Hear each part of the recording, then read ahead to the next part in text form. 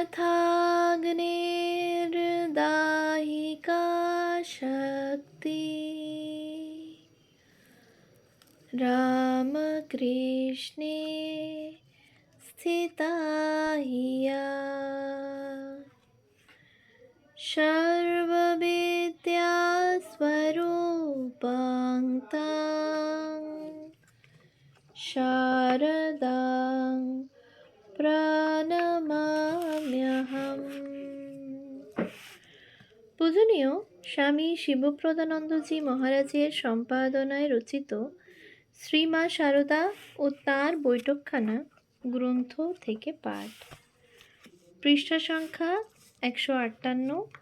শ্রী শ্রী মায়ের মধু স্মৃতি। শ্রীমতী সুহাসিনী দেবী। আমার মা সুহাসিনী দেবী উদ্বোধনে শ্রী শ্রী মাকে দেখেছিলেন। শ্রী শ্রী মা যেসব কথা ভক্ত মহিলাদের বলতেন এবং আমার মাকেও যা বলতেন সেগুলি তিনি খাতায় লিখে রাখতেন। গৌরী মা এবং ঠাকুরের কয়েকজন সন্তানের সান্নিধ্য লাভের সৌভাগ্য তার হয়েছিল।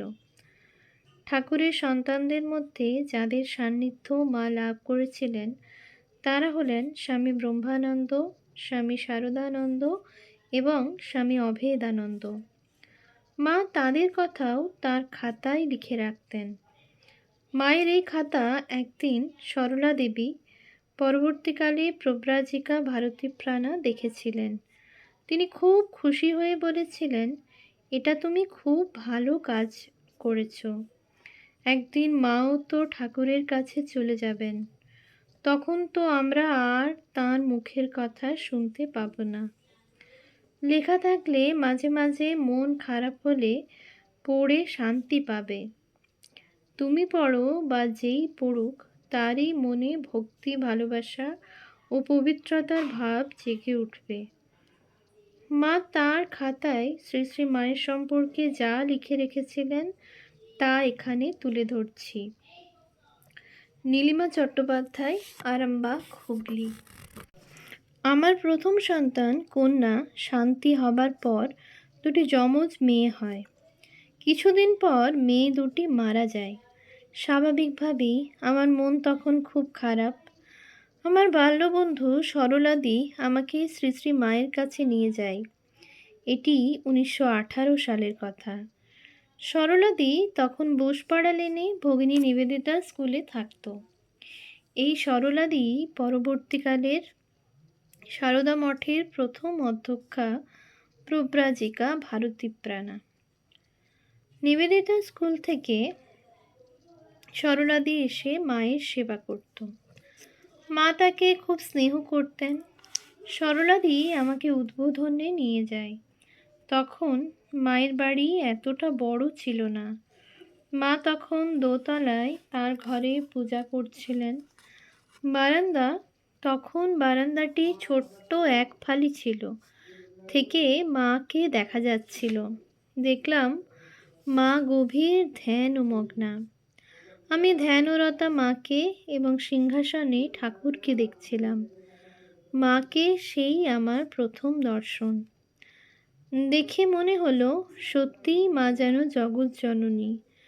দেখতে খুব সুন্দরী নন, তবে কি এক জ্যোতি যেন তার সারা মুখে মাখানো। সেই মুখে অপূর্ব করুণার ভাব। কিছুক্ষণ পর মা চোখ মেলে ফুল নৈবেদ্য দিয়ে এক মনে ঠাকুরের পূজা করতে লাগলেন। অনেকক্ষণ পর ভোগ নিবেদন করে মা বারান্দায় এসে দাঁড়ালেন। সরলাদি এবং আমি মায়ের পায়ে মাথা রেখে প্রণাম করলাম। মা সরলাদিকে জিজ্ঞেস করলেন, মেয়েটি কে? সরলাদি বলল, আমার ছোটবেলার বন্ধু, কাছেই থাকে। বলেই সে আমার বাবা মার পরিচয় দিল। তারপর বলল, কিছুদিন হলো ওর দুটি যমজ মেয়ে মারা গেছে, খুব মন খারাপ, তাই আপনার কাছে আনলাম।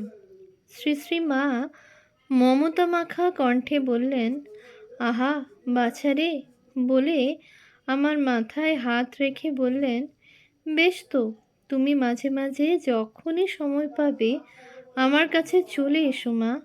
মায়ের সেই স্নেহস্পর্শে এবং মমতা মাখানো কথায় আমার শরীর মন যে কী হয়ে গেল তা আমি ভাষায় বোঝাতে পারবো না।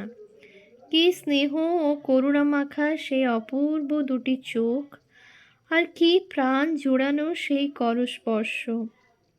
মনে হলো যেন কত জন্ম জন্মান্তরের আমার মা তিনি।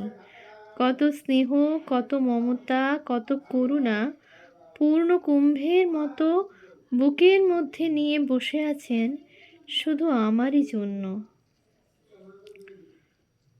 মা গোলাপ মাকে বললেন আমাদের প্রসাদ দিতে। গোলাপ মা আমাদের ফল প্রসাদ দিলেন। মা বললেন, খাও মা, প্রসাদ খেয়ে হাত ধুয়ে চরণামৃত খেও। আমরা তাই করে মায়ের ঘরে এসে বসলাম। মা কত কথা বললেন। সরলাদি চুপি চুপি আমাকে বলল, এবার আমাদের যেতে হবে, নইলে মায়ের জলখাবার খেতে দেরি হয়ে যাবে। গোলাপ মা বকাবকি করবেন। ইচ্ছে না থাকলেও উঠতে হলো। মাকে প্রণাম করতে মা দুহাত মাথায় দিয়ে বললেন, এসো মা, ঠাকুর তোমার মনে শান্তি দিন, আবার এসো। জীবন্ত জগৎজননীকে প্রাণ ভরে দেখতে দেখতে সেদিনের মতো বিদায় নিলাম। তারপর প্রায়ই যেতাম উদ্বোধনে মায়ের কাছে, কখনো সরলাদির সঙ্গে, কখনো একাই, আবার কখনো সুধীরা বসু কিংবা প্রফুল্ল মাসির বাল্য বিধবা সরলাদির ছোট মাসি সঙ্গে। যতক্ষণ মার কাছে থাকতাম খুব ভালো লাগতো। তারপর আমার ছেলে হরু হলো। তখন আমরা এখনকার নিবেদিতা লেনের বাড়িতে। হরুর বয়স 3-4 মাস হতে সরলাদি বলল, চলো মাকে তোমার ছেলে দেখিয়ে আনি। গেলাম। আমাকে দেখেই মা বললেন, এতদিন আসনি কেন গো? আমি হরুকে মায়ের পায়ের কাছে রেখে বললাম, এই যে মা, ছেলে হয়েছে বলে একে আপনার পায়ের ধুলো দিন। মা বললেন, আহা, বাচ্চাকে মাটিতে শোয়াচ্ছ কেন? দাও, আমার কোলে দাও। হরুকে কোলে নিয়ে মা বললেন, বাহ, বেশ ছেলে। হরুর মাথায় হাত বুলিয়ে মা আশীর্বাদ করছেন দেখে আমি একেবারে অভিভূত হয়ে গেলাম। কিছুক্ষণ পর মাকে প্রণাম করে ফিরে এলাম। মায়ের কাছ থেকে যখনই চলে আসতাম তখনই মন খুব খারাপ লাগতো। কে জানে আবার কবে আসতে পারবো। আসার সময় মা মাথায় হাত দিয়ে চিবুক স্পর্শ করে আদর করতেন। মায়ের এই ছোঁয়াটুকু যেন সব সময় লেগেই থাকতো। মা ছিলেন অন্তর্যামিনী। রোজ ভাবতাম, আহা, এতদিন মার কাছে যাচ্ছি, কখনো একটু মায়ের পদসেবা করার ভাগ্য হলো না। একটা দিনও যদি মায়ের পায়ে একটু হাত বুলিয়ে দিতে পারতাম। মনের এই আকুতি মায়ের কাছে কখনো মুখ ফুটে বলতে পারিনি গোলাপ মার ভয়ে। বললে হয়তো মা নিজেই এটুকু সেবার অধিকার দিতেন। মনের ইচ্ছে মনেই চেপে কাঁদতাম আর মনে মনে বলতাম, মা গো, ঠাকুরকে তো দেখিনি, তোমার দয়ায় তোমাকে দেখলাম, তোমার কথা শুনলাম, তোমার চরণ স্পর্শ করলাম, আমার মাথায় মুখে স্পর্শ তোমার পেলাম, কিন্তু সংসারী বলে কি আমার একটু সেবা নেবে না? তোমার পায়ে একটু হাত বুলিয়ে দেবার অধিকারও কি আমার নেই? এরপরে একদিন মায়ের কাছে গেছি, সেদিন শান্তি আমার সঙ্গে ছিল। ঘরে ঢুকে দেখি মা শুয়ে আছেন, 2-3 জন ভক্ত মেয়ে মেঝেতে মাদুরে বসে। আমি দূর থেকে মাটিতে মাথা রেখে মাকে প্রণাম করতেই মা সস্নেহে বললেন, এসেছো মা, বসো, শরীরটা ভালো যাচ্ছে না। শরৎ, যোগিন, গোলাপ, সরলা সবাই ব্যতিব্যস্ত আমাকে নিয়ে। আমার নিজেরই লজ্জা লাগছে। তবে কি জানো মা, দেহ ধারণ করলে দেহের ভোগ তো করতেই হবে। এই কথা বলে মা চুপ করে রইলেন। আমি মায়ের মুখের দিকে তাকিয়ে রয়েছি। কিছুক্ষণ পর আমার দিকে তাকিয়ে মা বললেন, বুড়ো হয়েছি, বাতে ধরেছে, হাতে পায়ে বাতের ব্যথা, একটু টিপে দিলে আরাম হয়, তুমি একটু টিপে দেবে? একজন ভক্ত মহিলা তৎক্ষণাৎ উঠে বললেন, মা, আমি দিচ্ছি। মা সস্নেহে তার দিকে চেয়ে বললেন, তুমি বসো মা, তুমি তো সেদিন কতক্ষণ দিলে, আজ সুহাস দিক। আমার মনের ভিতর তখন ঝড় বইছে। আনন্দে, বিস্ময়ে, আবেগে আমি আর নিজেকে সামলাতে পারছিলাম না। সঙ্গে সঙ্গে মায়ের পায়ে হাত বুলিয়ে দিতে দিতে মনে মনে বলছি, মা গো, তুমি অন্তর্যামিনী, তুমি আমার অন্তরের চাওয়া জেনেছো মা? চোখের জল উপচে পড়তে চাইছিল। আমার পরম পাওয়ার বুক ভরা আনন্দের কান্না চেপে রেখে মাটিতে বসে মায়ের চরণে হাত বোলাতে থাকলাম। একটু পরেই মা বললেন, ও কি, মাটিতে ওভাবে বসে কি হয় মা? তুমি উঠে এসে তুমি উঠে এই তক্তাপোষেই বসে একটু জোরে জোরে টেপো। মায়ের আদেশ।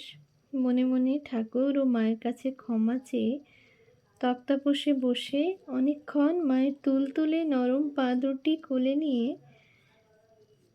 দেবতা, ঋষি, মুনির আরাধ্য ও দুর্লভা আদ্যাশক্তির পদসেবা করলাম।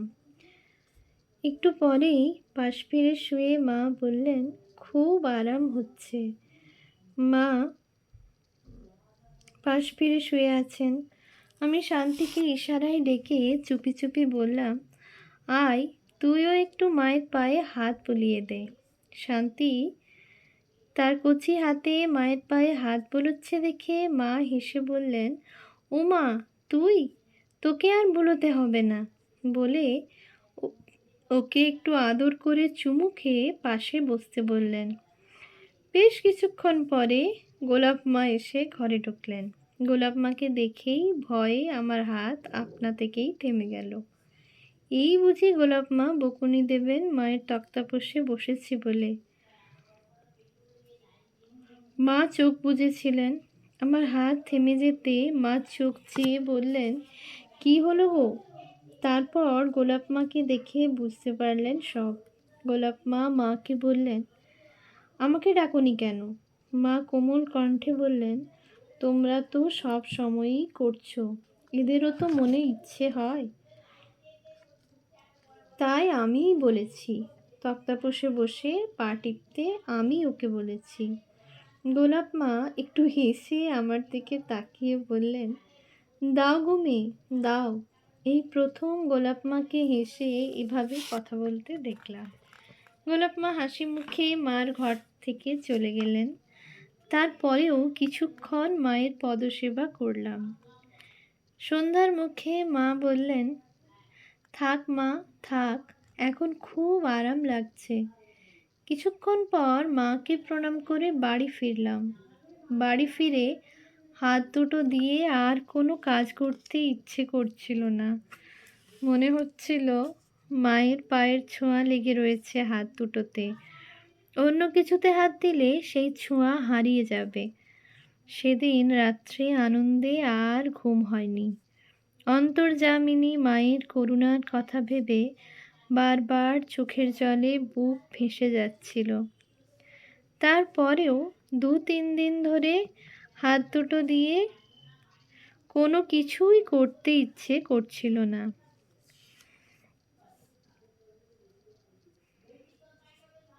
শ্রী শ্রী মায়ের কাছে সন্ধ্যাবেলা শুনতাম, দুর্গা দুর্গা, শিব শিব, লক্ষ্মী নারায়ণ, হরি বল হরি বল, গুরুদেব গুরুদেব, রাধা শ্যাম, গঙ্গা গঙ্গা, ব্রহ্মবাড়ি, গোবিন্দ গোবিন্দ, জয় মা জগদম্বা। মায়ের কাছে যে ভালোবাসা পেয়েছি তার কোনো তুলনা হয় না। একদিন একজন মাকে বললেন, সব সময় ঠাকুরের কথা চিন্তা করবে, দেখবে মন আপনা আপনি শান্ত হয়ে যাবে। মায়ের এই কথাটি আমি আজীবন মনে রেখেছি। জীবনে যখনই দুঃখ কষ্ট পেয়েছি তখনই মায়ের কথাগুলি স্মরণ করে শান্তি পেয়েছি, শক্তি পেয়েছি। ॐ शान्ति शान्ति शान्तिः। हरिः ॐ तत्सत्। श्रीरामकृष्णार्पणमस्तु।